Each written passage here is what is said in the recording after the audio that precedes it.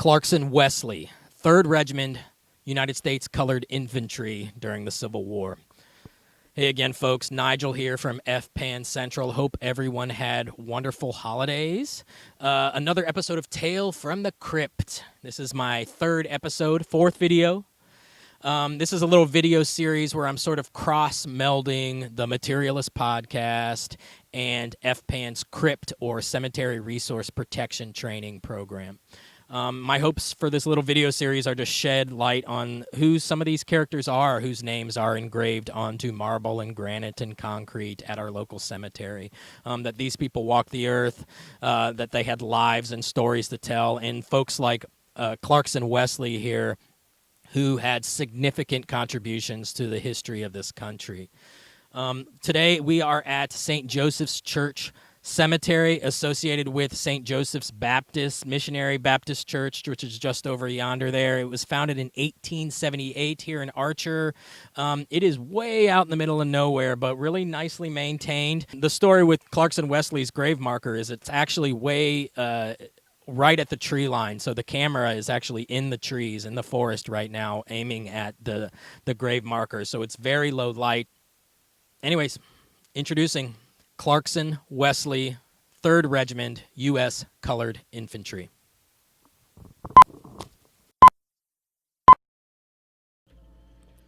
There is far more we don't know about the life of Clarkson Wesley than we do, but with help from genealogists and researchers, we know several important points from his timeline.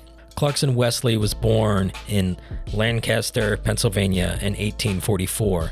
Decades before Wesley was born, however, Pennsylvania passed a series of laws beginning in 1780 that provided, quote, gradual emancipation to enslaved African Americans. Quote, all others who shall be born within this state from and after the passing of this act shall not be deemed and considered as servants for life or slaves, in that all servitude for life or slavery of children in consequence of the slavery of their mothers, in the case of all children born within this state from and after the passing of this act, shall be and hereby is utterly taken away, extinguished, and forever abolished, end quote. Though technically born as a free person, Clarkson Wesley and other African Americans in the North had to contend with severe racist discrimination, and following the Federal Fugitive Slave Act of 1850, the fear of kidnapping and possible re-enslavement was a terrifying concern. To the best of my research, there are no explicit details of Wesley's formative years in Pennsylvania, so let us fast forward 13 years, 2 years into the American Civil War. On June 26, 1863, Clarkson Wesley enlisted into the 3rd Regiment of the U.S. Colored Infantry out of Philadelphia, Pennsylvania, under Colonel Benjamin G. Tillman.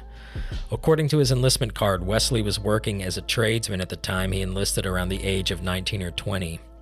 Just as today, there are a myriad of different reasons a young man might have decided to join the military, so understanding Wesley's exact motivations will remain a mystery.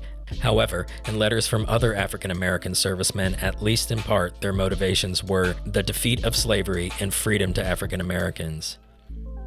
In a letter to his wife, a formerly enslaved private in the 55th Massachusetts, Samuel Cable, writes, Dear wife, I have enlisted in the Army, and I am now in the state of Massachusetts. But before this letter reaches you, I will be in North Carolina, and though great is the present national difficulties, yet I look forward to a brighter day when I shall have the opportunity of seeing you in full enjoyment of freedom.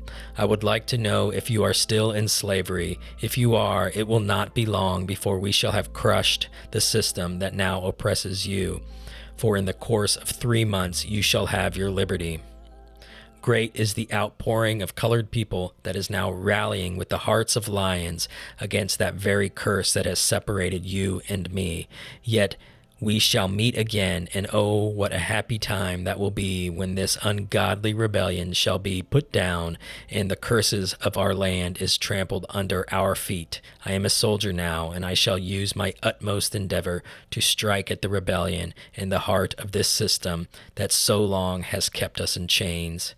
Remain your affectionate husband until death.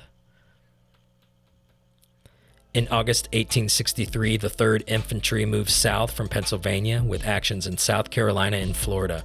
Obviously, the exact details of Wesley's movements are unclear, but we do know he was held for 4 months beginning in May of 1864 in Jacksonville, quote, awaiting trial. Unfortunately, the document is not quite legible, so perhaps he was declared absent from duty. Following the war, Wesley ended up in Alachua County, most likely settling in or around the town of Archer. According to census records, Clarkson married Alice Johnson from Georgia in 1868, following the birth of their first son, John Wesley, in 1866. Alice and Clarkson went on to have 9 more children between 1869 and 1892. According again to census records, the Wesley family made their living from farming. Other records of note in regards to Clarkson Wesley are a mortgage deed from 1887 and a property deed related to a purchase of 119 acres of land southeast of the town of Newberry. Clarkson Wesley Sr. passed away August 3rd, 1914. He is buried in St. Joseph Baptist Cemetery in Archer, Florida. Though not a lot is known about much of the life of Clarkson Wesley, the contribution of his military service to the history of this country is indisputable. During the Civil War, the USCT numbered around 180,000 troops. Like all members of the military today and historically, their reasons for joining varied. I would not want to presume those reasons.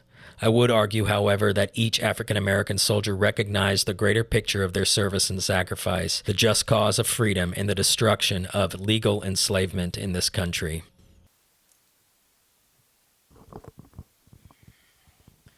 Thanks so much for joining me for this latest episode of Tale from the Crypt featuring Clarkson Wesley.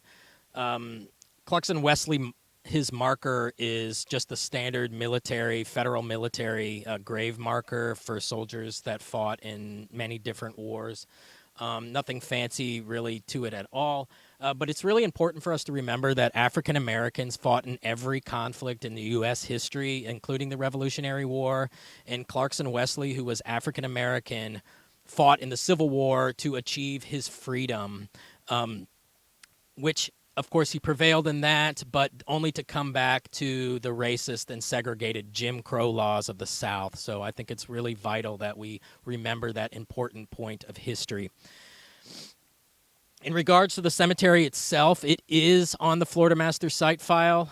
However, it's classified as white, which is not accurate. This is an African-American cemetery, so I'm going to make that change. How that came about was in 2000, Alachua County did a countywide survey of historic structures, and during that survey, they documented several African-American cemeteries and put those on the Florida Master Site file, but they classified them as white when they were not. So I've made one of those changes already, and I'm going to make the others when I'm able. So it's just really important that we get this history accurate and documented properly. Huge thank you to Karen Kirkman, historian at the Historic Hale Homestead, for all her help with my research on this project and other projects. Thank you to FPAN. Thank you to my regular Materialist podcast co-host, Becky O'Sullivan. If you'd like more information on the Materialist podcast, please email me at materialistpodcast@gmail.com. If you'd like more information on the Florida Public Archaeology Network, please go to fpan.us, and you can find us both Materialist Podcast and FPAN all over social media, so you can give us a shout there. That's it. Hopefully coming out with a new episode of the Materialist Podcast soon. We're covering for this season 3 a pretty hefty subject, and so we're trying to be diligent about our research and try to really get things properly researched, and so we're able to do a respectful job for that season. But we'll be coming out with a new Tale from the Crypt here before too long as well. So till then, catch y'all on the flippity flip.